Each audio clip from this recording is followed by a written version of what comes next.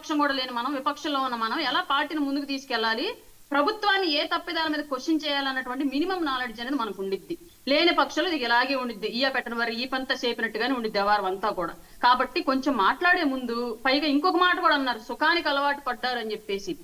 ఏ సుఖానికి అలవాటు పడి మెడికల్ కాలేజీలు కట్టడానికి కూడా డబ్బులు లేవని చెప్పేసి పెండింగ్ పెట్టినటువంటి అప్పటి ముఖ్యమంత్రి సీఎం క్యాంపు కార్యాలయానికి 500 కోట్లు ఖర్చు పెట్టి రిషికొండ ప్యాలెస్ 2 సంవత్సరాలు ఎందుకు ఆ స్థాయిలో ఏ సుఖానికి అలవాటు పడి అంత స్థాయిలో తీర్చిదిద్దాడు? బాత్రూమ్ కమోడే 12 లక్షలు పెట్టి తీసుకొచ్చినటువంటి సుఖం ఎవరు అనుభవించారు అప్పట్లో? తాడేపల్లి టు తెనాలి కూడా హెలికాప్టర్లు తిరిగినట్టు సుఖం ఎవరు అనుభవించారు ఆ రోజు?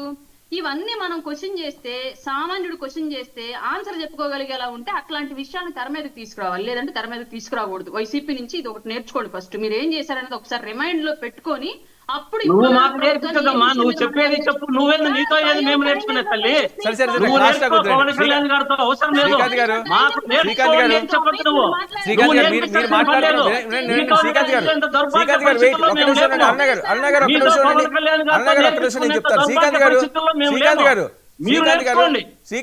శ్రీకాంత్ గారు మీరు మాట్లాడుతున్నప్పుడు ఆవిడ ఏమి మాట్లాడలేదు.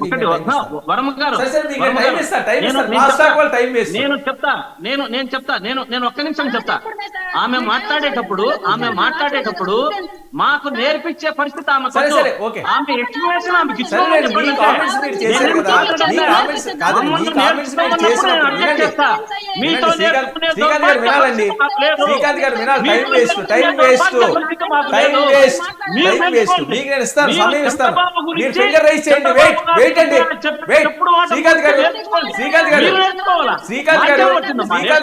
మీకు టైం ఇస్తాను, మీరు ఫింగర్ రైజ్ చేయండి. మీకు అవసరం అయితే మీకు నేను ఇస్తాను, మీకు నేను సమయం ఇస్తాను. అందరికీ మీరే సమాధానం చెప్పాలి కాబట్టి నేను ఇస్తాను సమయం.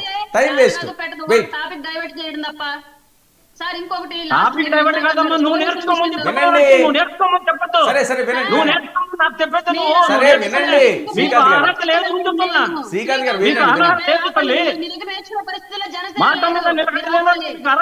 మాట్లాడడానికి వైసీపీ దగ్గర నేర్చుకునే పరిస్థితుల్లో జనసేన లేదు, మీరు ఆపాలి. ఓకే మాట్లాడు సార్. ఇంకొకటి పోలీసు విషయం గురించి ఎస్పెషల్లీ క్లియర్ గా చెప్తా. ఇది కళ్ళు మూసుకొని పిల్లి పాలు తాగుతున్నట్లుగా నటిస్తే ప్రపంచం మొత్తం మేలుకొని చూస్తుందన్న విషయం మాత్రం గుర్తుంచుకోవాలి. ఏ ప్రభుత్వం వచ్చినా సరే అధికారుల మీద హుకుం అనేది అలాగే కొనసాగుతున్నటువంటి మాట వాస్తవం. కొంతమంది ఎమ్మెల్యేలు డిపార్ట్మెంట్ వాళ్ళకి ఫ్రీ హ్యాండ్ ఇచ్చి వాళ్ళ వర్క్ వాళ్ళని చేసుకొని ఇస్తుంటే, కొంతమంది ఎమ్మెల్యేలు మొత్తం మా చేతుల్లో ఉండాల్సింది అన్నట్లుగా వ్యవహరిస్తున్నారు. ఇది వైసీపీలో జరిగింది, టీడీపీలో జరిగింది, ఇవాళ కూటమిలో జరుగుతోంది, అంతకుముందు కూడా జరిగే ఉండొచ్చు. మాకు తెలుస్తుంది దగ్గర నుంచి మేము పరిశీలిస్తున్న విషయాలు ఇవి క్లియర్లీ. ఇవాళ ఒక పోలీస్ ఆఫీసర్ అనే వాళ్ళు స్వచ్ఛందంగా డ్యూటీ చేసేటువంటి సిచ్యువేషను ఎన్నో ఏళ్లుగా ఏపీలో లా అండ్ ఆర్డర్ లో మిస్ అయిపోయింది ఆ స్వేచ్ఛ ఆఫీసర్స్ కి. ఇది క్లియర్. ఒక నియోజకవర్గంలో 5 ఏళ్లు ఉంటే ఉంటాడు, లేదా మధ్యలో ఓడతాడు తెలియనటువంటి ఒక ఎమ్మెల్యే దాదాపుగా ఒక జిల్లాని రూల్ చేసేటువంటి ఎస్పీని కూడా మా చేతుల్లో ఉండాల్సింది, మేము చెప్పినట్లుగా వినాల్సింది అన్నటువంటి సిచ్యువేషన్స్ క్రియేట్ చేసినటువంటి చాలా సన్నివేశాలని 15-20 ఏళ్లుగా చూస్తూనే ఉన్నాము.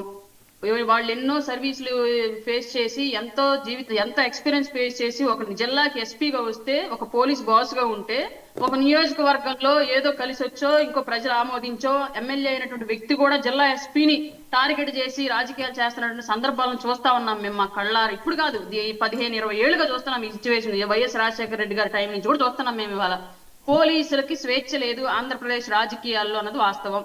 ఇది వాళ్ళ మారిందా అంటే మారలేదని చెప్తా నేనైతే. ఇవాళకి కూడా చాలా మంది చాలా నియోజకవర్గాలు అట్లాంటి పరిస్థితి కొనసాగుతూ ఉంది. కొన్ని చోట్ల పోస్టింగ్లు ఎమ్మెల్యేకి ఇష్టం అయితేనే వేశారు, కొన్ని చోట్ల ఇష్టం లేకపోతే తీసేశారు. కొంతమంది అసలు పూర్తిగా మేము చెప్పినట్టే చేయాలి, మా ఇంటి హోంగార్డ్ లాగా అన్నట్టుగా వ్యవహరించేటువంటి దాఖలాలను కూడా అన్ని చూసాము. అలాగే గత గవర్నమెంట్ లో ఎస్పీ స్థాయి వ్యక్తులే ఎట్లాంటి స్కాముల్లో ఎలాంటి పనికిమాలిన పంచాయతీలు ఏళ్లు పెట్టి చేశారో కూడా ఇవన్నీ చూసాం. ఇవాళ కళ్ళు మూసుకొని మేము అబ్బబ్బా మా కూటమి ప్రభుత్వం అంతా సభ్యంగా ఉంది, పోలీసులు అంతా స్వేచ్ఛాయుతంగా డ్యూటీ చేస్తున్నారని చెప్పేసి అంటే అది ఖచ్చితంగా నేను అబద్ధం చెప్పినట్టు అయింది. ఓపెన్ గా